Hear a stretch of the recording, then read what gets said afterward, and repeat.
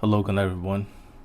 I'm back with another video, and in this video, I want to discuss me growing up Pentecostal and the effects it had on my life as a child and a teenager.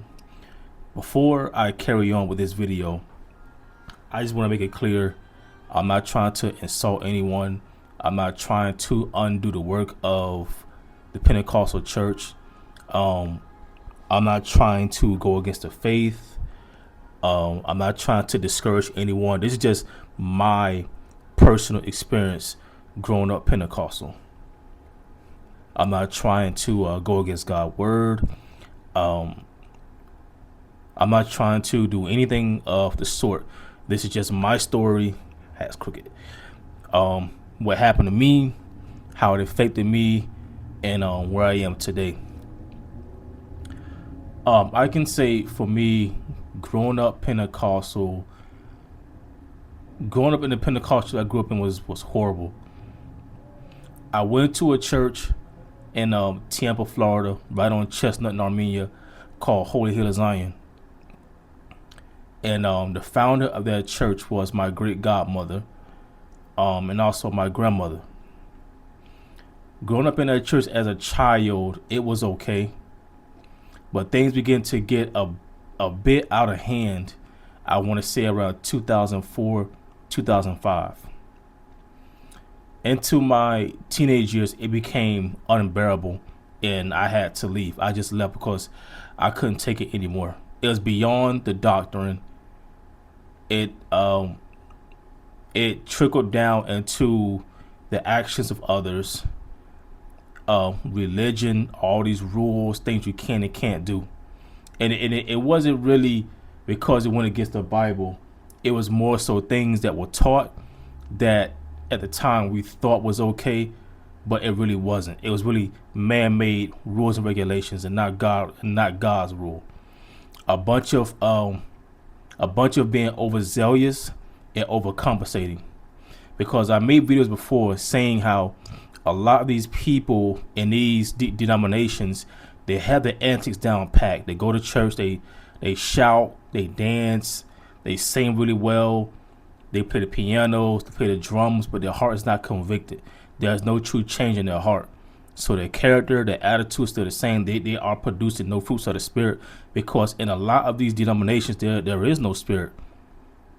That's not true for every church. That's why I said some or a lot. From my experience, a lot of these Pentecostals, even apostolic, there is no Holy Ghost there. There is no spirit. That is all just flesh. You know what I mean?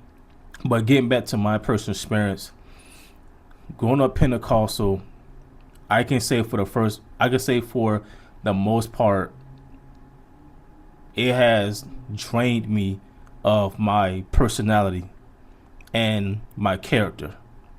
I was watching a video earlier of this guy on YouTube, and he was discussing, or he better yet, he asked a question: Was Castanet's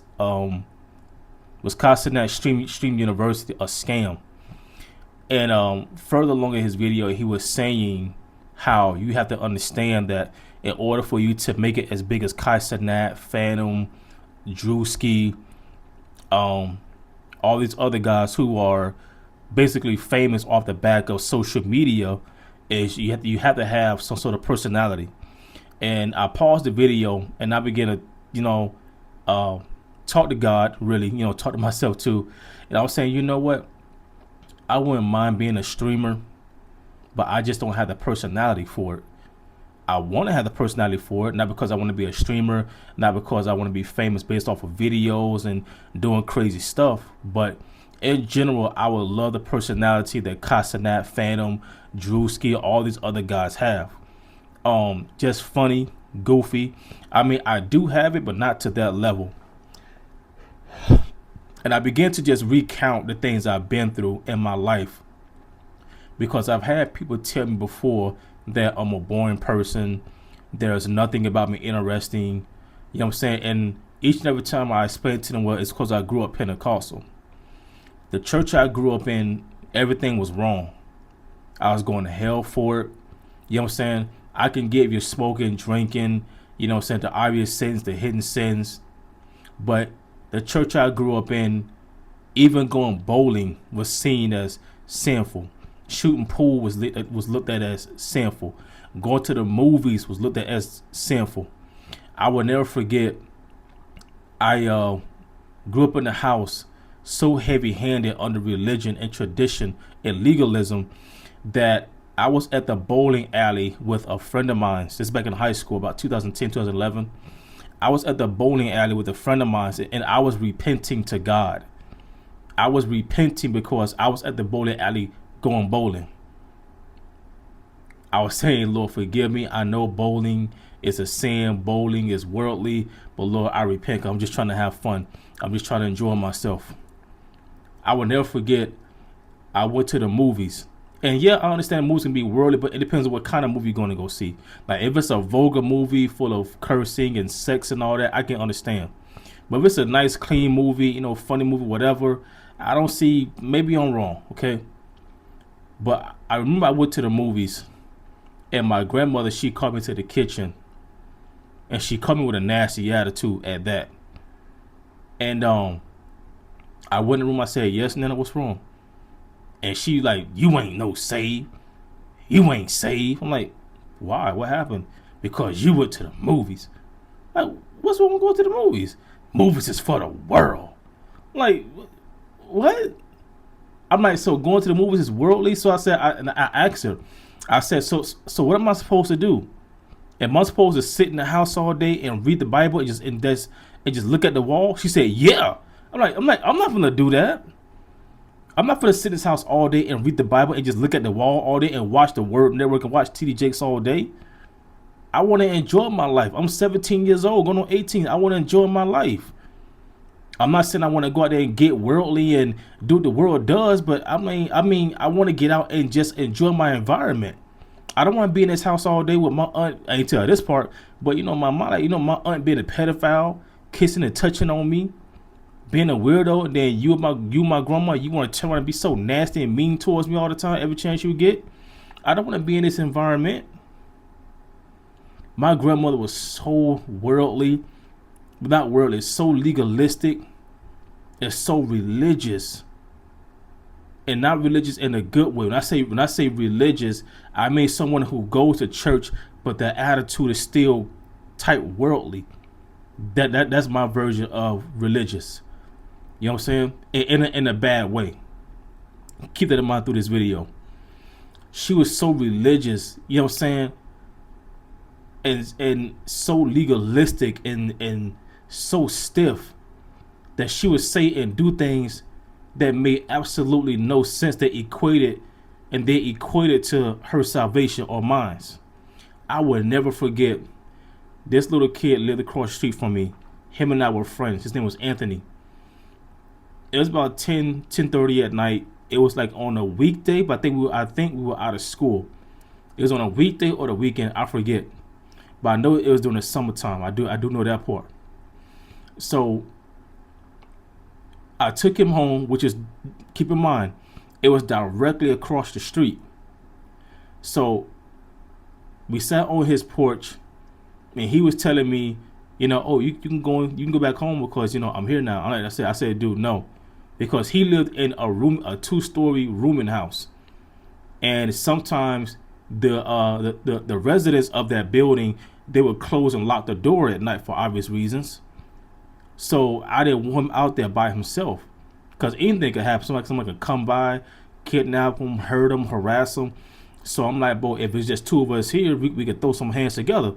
You know what I mean? And also, I live directly across the street, so it's nothing for me to walk across the street back home at all. It's like literally like 50 feet away. So here come my grandma. She came home with my great godmother, who was the founder of this church.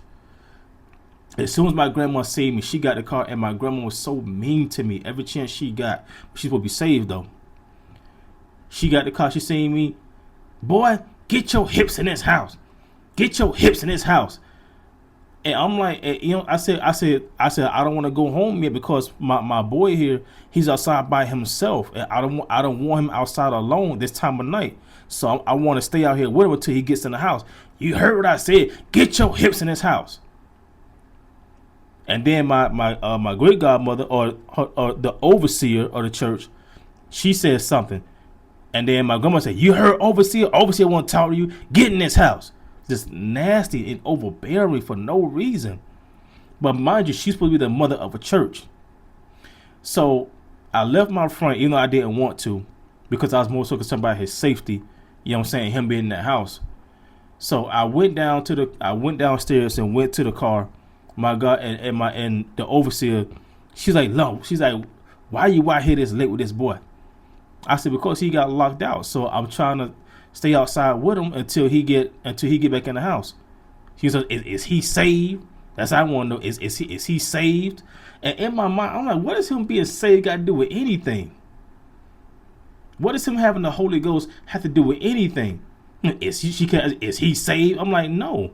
Oh, he need to get saved. I'm like, at that point, I'm like, bro, I'm like, bro, I had a lot of worldly thoughts going through my mind that I could say if I acted them out, I'd have got put in jail. Because I'm like, the things that I wanted to do to that woman, you know, oh, is he saved? Is he saved? It was making me, I can't even explain how mad it was making me, because it didn't make any sense.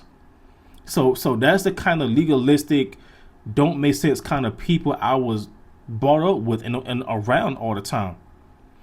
I grew up in a house so stiff and so boring that one day I was watching television and all I was doing was this. That's it. No music was playing. Nobody was singing. I was just bored out of my mind because I wasn't allowed to do anything. If it didn't involve church, school, going to a family member's house, and they used to talk to me nasty and talk down to me, call me all kind of faggots and scissors and punks. So I didn't want to go over there. So if it wasn't those three options, I was always at home reading my Bible, watching the Word Network, maybe playing my game, and just looking at the wall. And then here come my aunt. She want to be a pedophile, be a predator, want to be nasty and mean and pick at me just to get my attention. And then my grandma want to come and be mean. I just a horrible home I grew up in, a horrible environment I grew up in. So I was just doing this. And my grandmother, she came out of her room and getting ready to walk past me into the kitchen, and she caught me snapping my fingers. And she looked at me and she had a disgusted look on her face. Disgusted look. And she said, "Saints don't pop their fingers." And I said, "What?" I said, "I'm just doing this." I said, "Now," and I told her, I can understand if I'm listening to some worldly music, but I'm just doing this.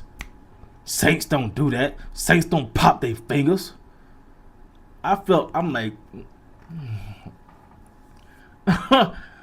whoa. I'm like, and you know, before all that took place, when I was a child, I had such an imagination. My imagination was wild. I believed that if you dug down in the ground deep enough, you could reach China. I believed that I could get in a submarine and create some sort of, basically, to make a long story short, I believe that I could raise the Titanic. You know what I'm saying? I was determined to do it. I believe that if I ran fast enough, I could run across water. I want to be a firefighter, then a policeman, then a lawyer. Like, my eyes were full of just light and imagination and hope. And my grandmother, every time I tell her when I was a child, "Grandma, when I get older, I want to do this, I want to do that." And instead of saying, "You can do whatever you want to do, you can be whatever you want to be," her answer always was, "Child, you don't know what you want to do." Every time you turn around, you say you want to do this, you want to do that, you want to be this, you want to be that. Child, you don't know what you want to be. You don't know what you want to do. So not only did I grow up in a household where every single thing I did was a sin, I grew up in a household with a woman who was a pedophile, a predator. And on top of that, she was just so mean and nasty and hateful towards me. I grew up in a house with a grandmother who was so religious and so legalistic. Every single thing I did, I was going to hell for it. So about time I hit 13, 14, my imagination was gone. My spark was gone.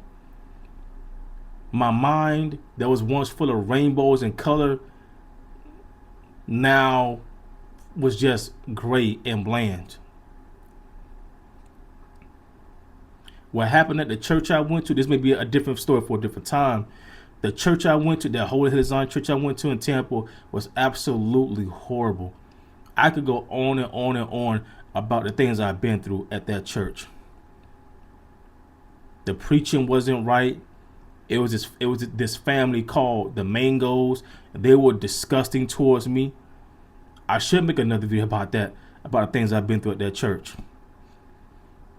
About how a pastor told me that God gonna cut my life short because I was being mean towards my grandma for no reason. But meanwhile, my aunt was at home being a pedophile.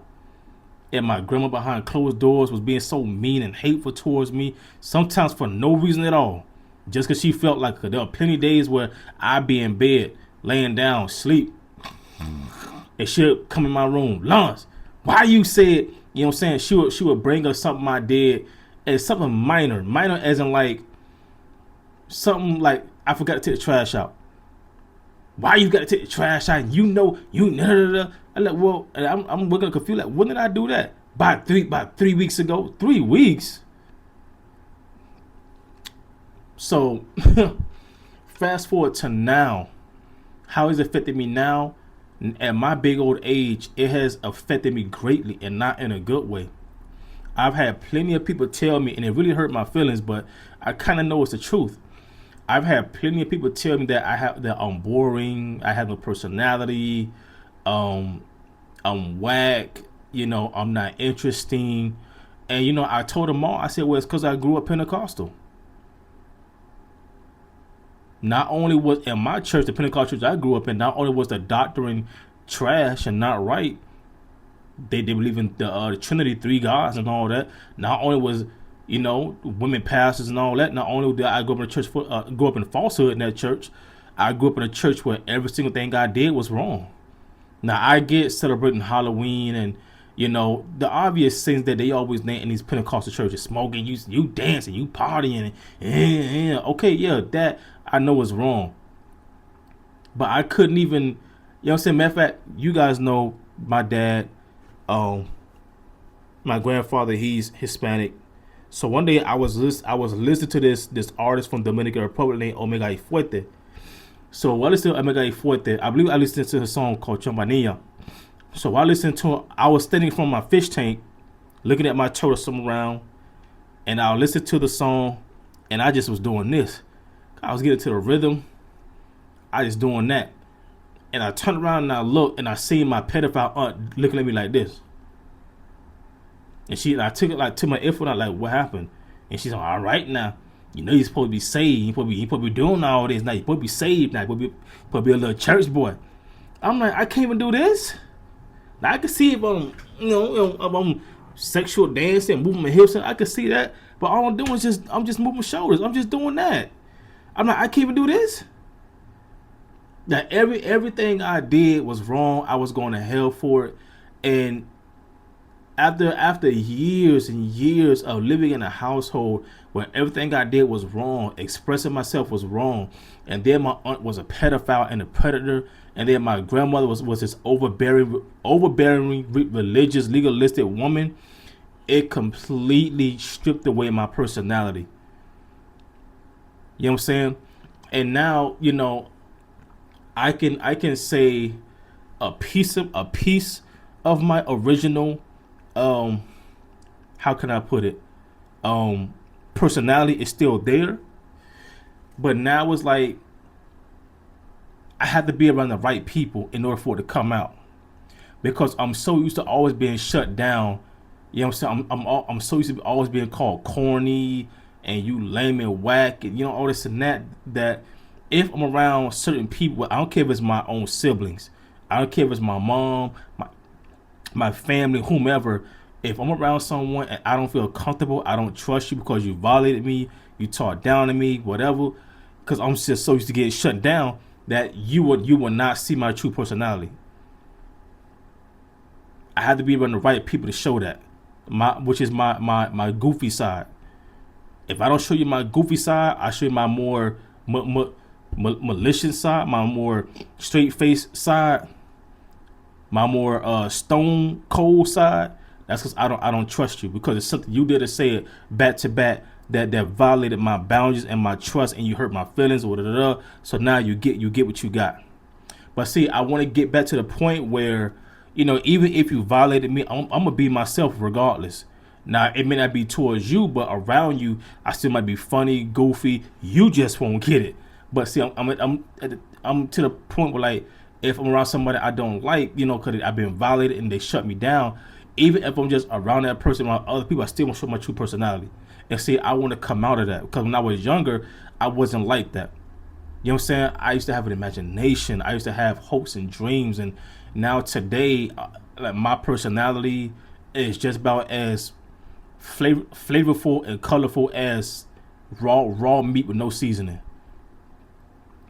And I really hate that for myself, because I'm like, yo, I look at the Castanets, I look at the films, I look at people around me who are goofy, laughing and dancing, enjoying life, and I look at myself and I don't desire to be worldly. I don't desire to be something that God would disapprove of. But it's like, dang, I need to loosen up, and I need to, get into the groove and just enjoy my life. But it's really hard, because growing up in that legalistic Pentecostal church and the things I've been through, it has totally stripped away my personality. It really has. And like I say, at my age I'm at now, it's really hard trying to get that back. I've been praying, worshiping God, read my word, doing everything I can. Just, God, please restore my personality, restore my imagination, restore my laughter, my joy. Because growing up in that house and also going to that Pentecostal church, it really, I can really say it really wrecked my life. it really has. Because I've been through things at that church, and people just sat there and watched and didn't help, didn't do anything, man. So I think I might make a part 2 to this video as well, bro. So I'm out.